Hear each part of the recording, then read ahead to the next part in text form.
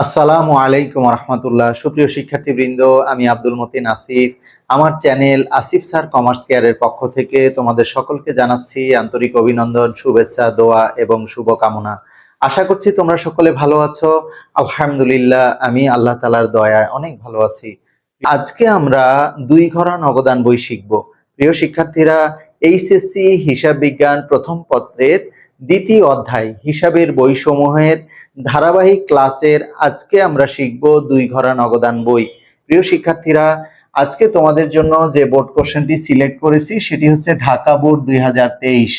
তোমরা কোশ্চেনটি তোমাদের টেস্ট পেপার বা বইতে যে কোশ্চেন রয়েছে বোর্ড কোশ্চেন তার সাথে মিলিয়ে নিতে পারো। ওকে প্রিয় শিক্ষার্থীরা, তাহলে আজকে আমরা কতে শিখব কন্ট্রা দাখিলার জাবেদা প্রস্তুত, আর খতে শিখব একটি দুঘরা নগদান বই প্রস্তুত।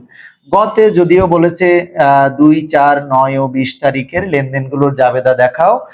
আমরা আজকে শুধুমাত্র ক এবং খ, আমাদের প্রধান উদ্দেশ্য হচ্ছে দুই ঘরা নগদান বই প্রস্তুত করা। প্রিয় শিক্ষার্থীরা, এর পূর্বে এই অধ্যায়ের আমরা শিখেছি নগদ প্রাপ্তি জাবেদা, নগদ প্রদান জাবেদা, 3 ঘরা নগদান বই, 1 ঘরা নগদান বই।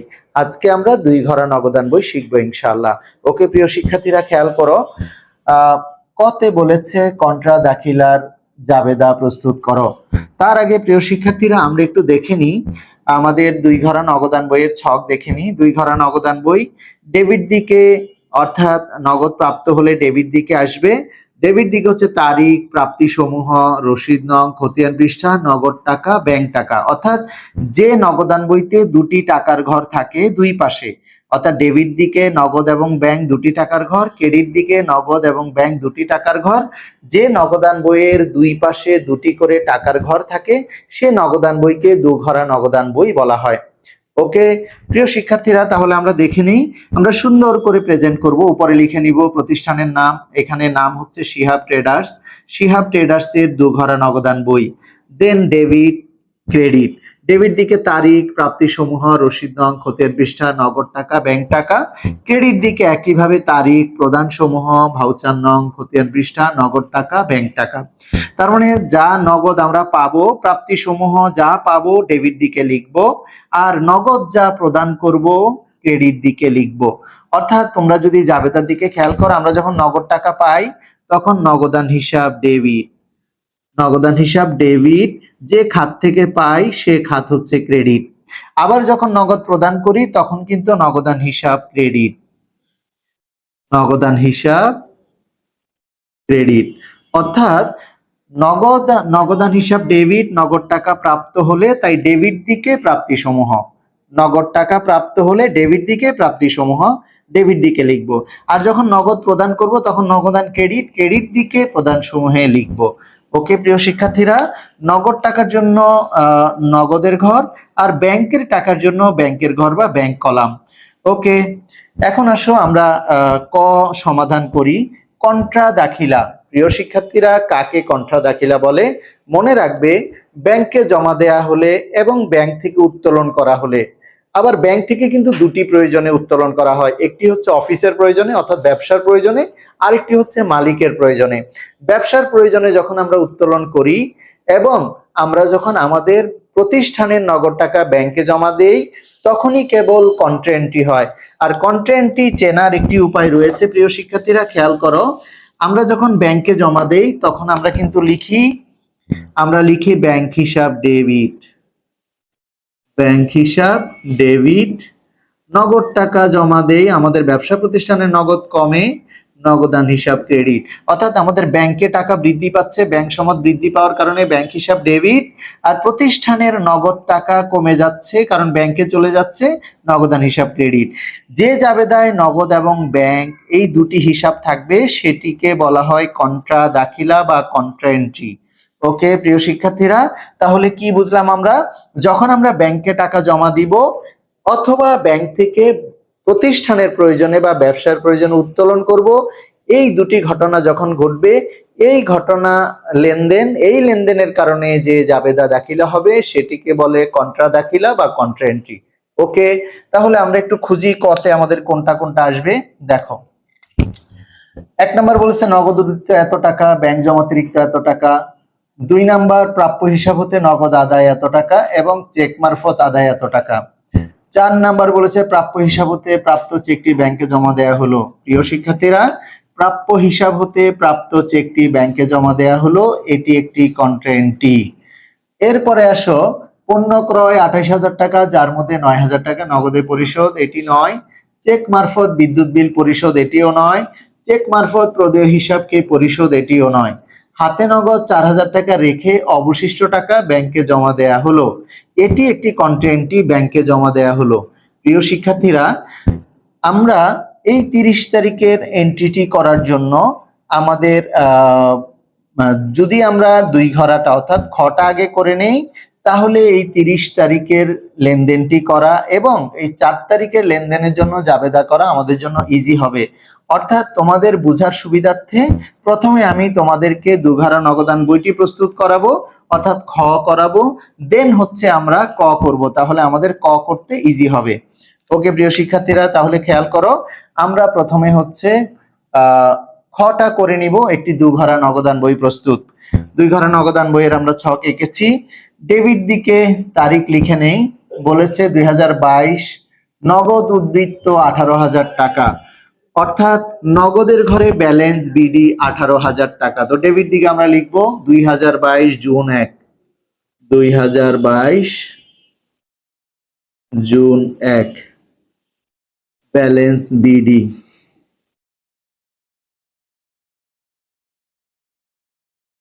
ব্যালেন্স বিডি হচ্ছে নগদ 18,000 টাকা, 18,000 টাকা। এরপর বলেছে ব্যাংক জমাতিরিক্ত। ব্যাংক জমাতিরিক্ত অর্থ হলো ব্যাংকে যা জমা ছিল তার চেয়ে বেশি আমরা উত্তোলন করেছি, অর্থাৎ নগদান বইতে ক্রেডিট দিকে বসবে ব্যাংক জমাতিরিক্ত। নগদান বইয়ের ক্রেডিট দিকে বসবে ব্যাংক জমাতিরিক্ত, আর নগদান বইয়ের ডেবিট দিকে বসবে ব্যাংক জমা, ব্যাংক জমা। তাহলে আমরা ক্রেডিট দিকে লিখবো আবার 2022 জুন 1, এখানেও লিখবো ব্যালেন্স বিডি, ব্যাংকের ঘরে 15,000 টাকা। ওকে প্রিয় শিক্ষার্থীরা, 1 তারিখ হয়ে গেল আমাদের। এবার 2 তারিখ, প্রাপ্য হিসাব হতে নগদ আদায়, অর্থাৎ আমরা পেয়েছি, প্রাপ্ত হয়েছি, নগদে 8,000 এবং চেক মারফত আদায় 11,500। প্রিয় শিক্ষার্থীরা, এই চেকটি বাহক চেক, অর্থাৎ দেখো আবার 4 তারিখে বলেছে প্রাপ্য হিসাব হতে প্রাপ্ত চেকটি ব্যাংকে জমা দেয়া হলো, অর্থাৎ এই চেকটি আমরা নগদে গ্রহণ করেছি, নগদ টাকার মতো, 4 তারিখে আবার ব্যাংকে জমা দিয়েছি। তাহলে এই দুটি টাকা যোগ হয়ে নগদের ঘরে আসবে। কেন আসবে? কারণ 4 তারিখে এই চেকের টাকাটা আমরা আবার ব্যাংকে জমা দিচ্ছি, চেকটি ব্যাংকে জমা দিচ্ছি, যে কারণে আজকে 2 তারিখ, অর্থাৎ 2 তারিখে এই দুটি টাকা যোগ হয়ে নগদের ঘরে আসবে। ওকে, খেয়াল করো, এটি হচ্ছে জুন 2 তারিখ, প্রাপ্য হিসাব।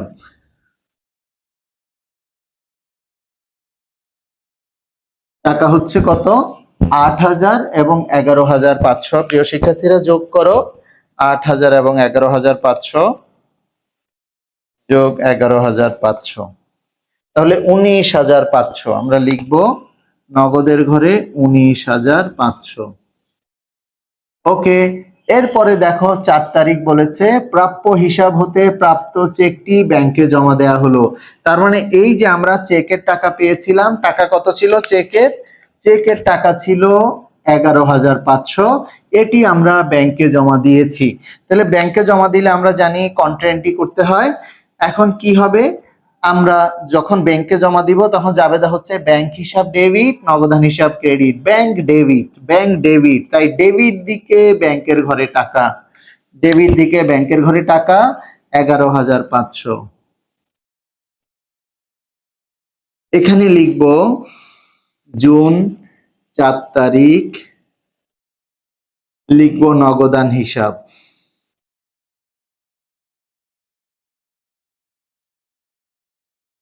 প্রিয় শিক্ষার্থীরা, কন্টেন্টের জন্য আমাদেরকে ক বা সি লিখতে হবে খতিয়ান পৃষ্ঠায়। সি লিখে দেই, সি, সি ফর কন্ট্রা-এন্ট্রি।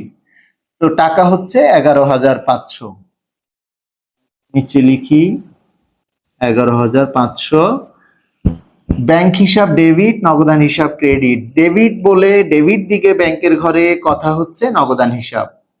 এবার আসো, এবার হচ্ছে নগদান হিসাব ক্রেডিট, নগদান ক্রেডিট ব্যাংকে জমা দেওয়া হলে নগদান ক্রেডিট, তাই ক্রেডিট দিকে নগদের ঘরে টাকা 11,500। কথা হবে এখানে জুনের 4 তারিখ ব্যাংক হিসাব।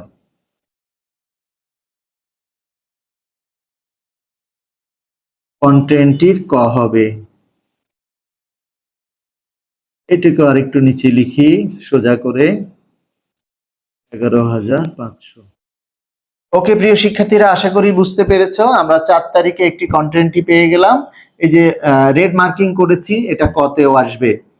ওকে, এবার খেয়াল করো, তাহলে আমরা কন্টেন্টটি দেখো, এই 4 তারিখের লেনদেনটি দুই পাশেই গিয়েছে। নগদান হিসাব, নগদান হিসাব ডেবিট দিকে লিখেছি ব্যাংকের ঘরে, আর এখানে ব্যাংক হিসাব ক্রেডিট দিকে লিখেছি নগদের ঘরে। কেন?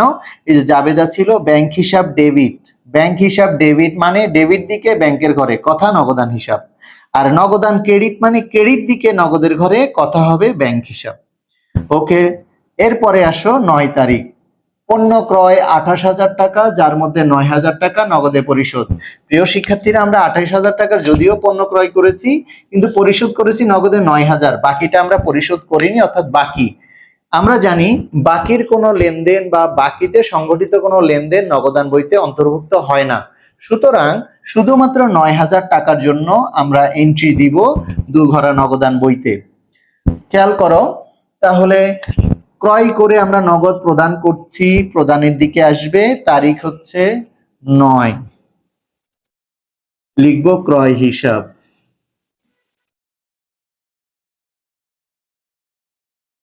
ক্রয় হিসাব টাকা হলো 9,000 নগদের ঘরে। ওকে, এরপরে আসো 20 তারিখ, চেক মারফত বিদ্যুৎ বিল পরিশোধ। এটাও প্রদান, চেক মারফত অর্থাৎ ব্যাংক থেকে গিয়েছে, প্রদান, তাই প্রদান সমূহে আসবে। তারিখ হচ্ছে 20, বিদ্যুৎ বিল হিসাব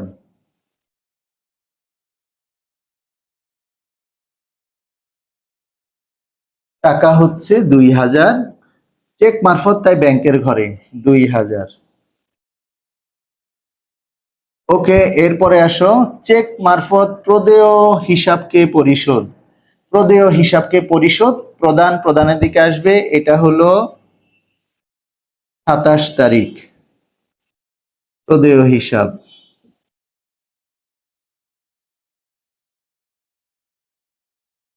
প্রদেয় হিসাব চেক মারফত পরিশোধ করেছি, সুতরাং ব্যাংক থেকে কমবে, তাই ব্যাংকের ঘরে যাবে। তো যদি আমরা চিন্তা করি, তো প্রদেয় হিসাব ডেবিট, ব্যাংক হিসাব ক্রেডিট, ক্রেডিট দিকে ব্যাংকের ঘরে লিখবো প্রদেয় হিসাব, টাকা হচ্ছে 10,000। ওকে, ওকে প্রিয় শিক্ষার্থীরা, 27 তারিখ পর্যন্ত আমরা করে ফেলেছি। এরপর হচ্ছে 30 তারিখ, আরো একটি কন্টেন্ট্রি। হাতে নগদ 4,000 টাকা রেখে অবশিষ্ট টাকা ব্যাংকে জমা করা হলো। প্রিয় শিক্ষার্থীরা, এই এন্ট্রিটি কিন্তু খুবই গুরুত্বপূর্ণ। তোমরা এই এন্ট্রিটি করতে যেয়ে প্রায় প্রবলেম ফেস করো এবং তোমরা বেশ সমস্যা ফিল করো। সুতরাং খুব মনোযোগ দিয়ে খেয়াল করবে এই এন্ট্রিটি। হাতে নগদ 4,000 টাকা রেখে অবশিষ্ট টাকা ব্যাংকে জমা করা হলো। এই 4,000 টাকা হাতে রাখার অর্থ হচ্ছে ব্যালেন্স সিডি 4,000 টাকা, অর্থাৎ শেষে 4,000 টাকা আমাদের হাতে থাকবে। তাহলে প্রথমে আমরা একটি স্পেস রাখবো, তারপরে আমরা লিখবো 30 তারিখ, যেহেতু জুন মাস 30, তাই লাস্ট দিন 30 তারিখ, আমরা লিখবো ব্যালেন্স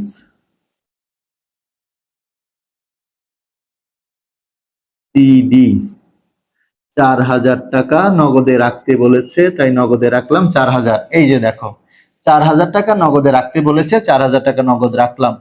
অবশিষ্ট টাকা ব্যাংকে জমা করা হলো। এখন অবশিষ্ট টাকা কত, এটা আমাদেরকে বের করতে হবে। কিভাবে বের করব, খুব মনোযোগ দিয়ে খেয়াল করো। দাগ দিলাম।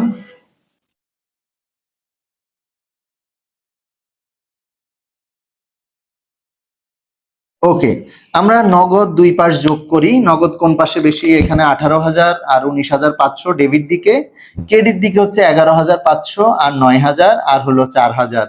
তারা আমরা দেখলাম ডেবিট দিকে বেশি, ডেবিট দিকে হচ্ছে 18,000 প্লাস 19,500 প্লাস, হ্যাঁ 19,500, তাহলে আমাদের টাকা দাঁড়ায় 37,500। ডেবিট দিকে 37,500 আমরা লিখবো, এটা ডেবিট দিকের টাকাটা বড়, 37,500 ডাবল আন্ডারলাইন করে দেই, আবার এই পাশেও লিখি 37,500।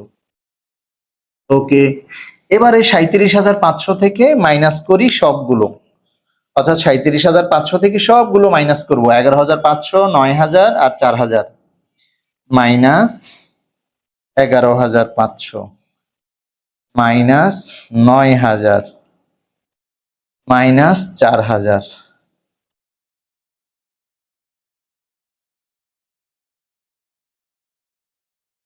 13,000। প্রিয় শিক্ষার্থীরা, তাহলে 13,000 টাকা আমাদের অবশিষ্ট রয়ে গেল। অবশিষ্ট অবশিষ্ট টাকার পরিমাণ হচ্ছে 13,000, যা আমাদেরকে ব্যাংকে জমা করতে বলেছে। তাহলে 13,000 পেলাম অবশিষ্ট। এবার এই 13,000 টাকা ব্যাংকে জমা করতে বলেছে, তাই আমরা ব্যাংকে জমা করে দিব। 30 তারিখ লিখবো ব্যাংক হিসাব, ব্যাংক হিসাব। আর ব্যাংকে জমা দিলে আমরা জানি ব্যাংক হিসাব ডেবিট, নগদান ক্রেডিট, এটি একটি কন্ট্রেন্টি, তাই কন্ট্রেন্টির ক বসিয়ে দিব। ওকে, ব্যাংক হিসাব, নগদান হিসাব ক্রেডিট, ক্রেডিট দিকে নগদের ঘরে টাকা, কথা হলো ব্যাংক হিসাব। এবার ব্যাংক হিসাব ডেবিট, ডেবিট দিকে যাব, ডেবিট দিকে এসে ব্যাংকের ঘরে টাকা বসবে 13,000, কন্ট্রেন্টির ক বসবে, আর সিও বসাতে পারি, ক দিলেই বেশি ভালো হয়, বাংলায় ক দিলাম, এটাকেও ক দিলাম, কন্টেন্টের ক। আর এখানে লিখে দিব 30 তারিখ নগদান হিসাব।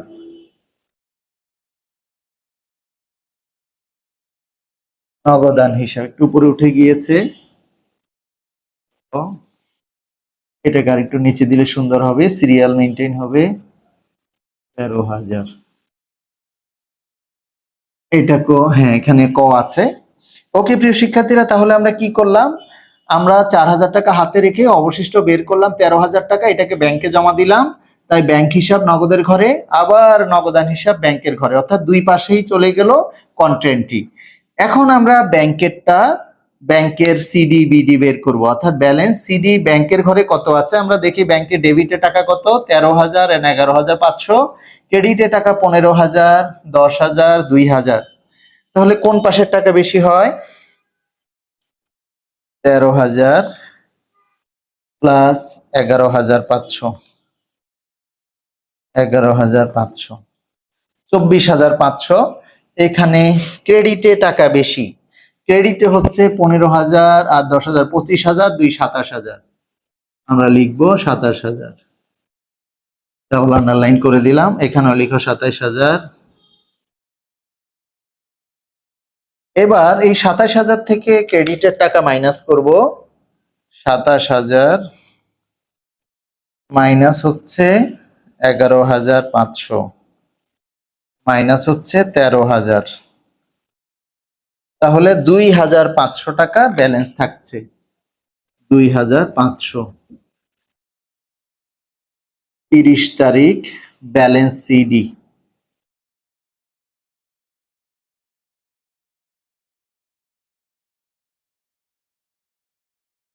Balance CD 2,500। এবার ডেবিটের ব্যালেন্স সিডি ক্রেডিটে পরের মাসের 1 তারিখে ব্যালেন্স বিডি হবে, জুনের পর জুলাই 1, জুলাই 1 ব্যালেন্স সিডি ব্যাংকের ঘরে ডেবিটে, ক্রেডিট দিকে ব্যাংকের ঘরে 2,500, নগদের ঘরে ব্যালেন্স সিডি ক্রেডিট দিকে 4,000, এইটার বিডি হবে, অর্থাৎ নগদের ঘরের ব্যালেন্স সিডির বিডি হবে ডেবিট দিকে, ডেবিট দিকে জুলাই 1 তারিখ ব্যালেন্স বিডি 4,000 নগদের ঘরে। ওকে প্রিয় শিক্ষার্থীরা, আশা করছি তোমরা বুঝতে পেরেছো। আমরা দুঘরা নগদান বই সম্পন্ন করেছি। এরপর আমরা কটা সম্পন্ন করব, যেহেতু কটা রেখে দিয়েছিলাম ক্ষয়ের জন্য। খ করার পরে ক করাটা ইজি হবে, যে কারণে কটা রেখে দিয়েছি। এখন আমরা কটা সমাধান করব। তো প্রিয় শিক্ষার্থীরা খেয়াল করো, 4 তারিখ হচ্ছে আমাদের একটি কন্ট্রেন্ট্রি। 4 তারিখ দেখো, এখানেও 4 তারিখে কন্ট্রেন্ট্রি রয়েছে ক। আরেকটি কন্টেন্টটি হচ্ছে 30 তারিখ। দেখো এখানে 30 তারিখ কন্টেন্টটি রয়েছে, যে 30 তারিখ, এই যে 30 তারিখ, 30 তারিখ। তাহলে একটি হচ্ছে 4 তারিখ আর একটি 30 তারিখ। এবার আমরা জাবেদা করব। জাবেদা তারিখ লিখো 2022 জুন 4। আমরা প্রাপ্য হিসাবতে প্রাপ্ত চেকটি ব্যাংকে জমা দিয়েছি। ব্যাংকে জমা দিলে জাবেদা হচ্ছে ব্যাংক হিসাব ডেবিট,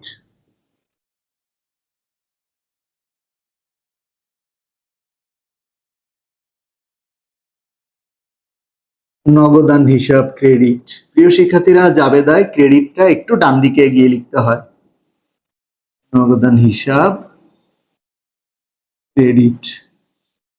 টাকা হচ্ছে প্রাপ্য হিসাবের টাকা, অর্থাৎ প্রাপ্য হিসাব থেকে আমরা চেক মারফত পেয়েছিলাম 11,500। তাহলে এখানে বসবে 11,500। তোমরা দেখো 4 তারিখে কন্টেন্টটি 11,500, 11,500।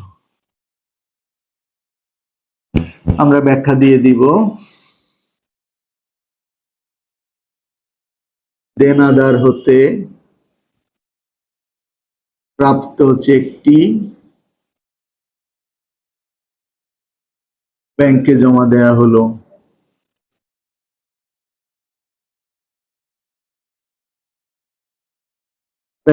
আমাদের হয়ে গেল 4 তারিখ। প্রিয় শিক্ষার্থীরা, এবার হচ্ছে আমরা করব 30 তারিখ। দেখো আমাদের এরপরে কন্টেন্টটি রয়েছে 30 তারিখ, এই যে 30 তারিখ। তাহলে দুটি কন্টেন্টের জন্য দুইটা জাবেদা হবে। কতে চেয়েছে কন্ট্রা দাখিলা জাবেদা প্রস্তুত করো। এবার আসো 30 তারিখে আমরা ব্যাংকে জমা দিয়েছি, এটার জন্য জাবেদা হচ্ছে ব্যাংক হিসাব ডেবিট, ব্যাংক হিসাব ডেবিট, নগদান হিসাব ক্রেডিট।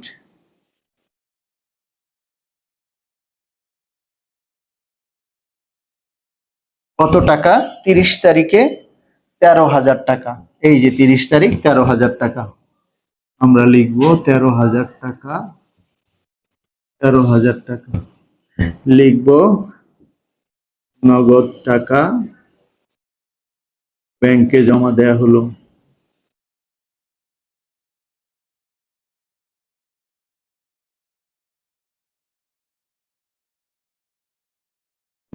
এবার আমরা যোগ করে দিব 13,000 আর 11,000, 13 আর 11 24, 24,500। এখানেও 13 আর 11 24, 24,500। এখানে লিখে দিব মোট।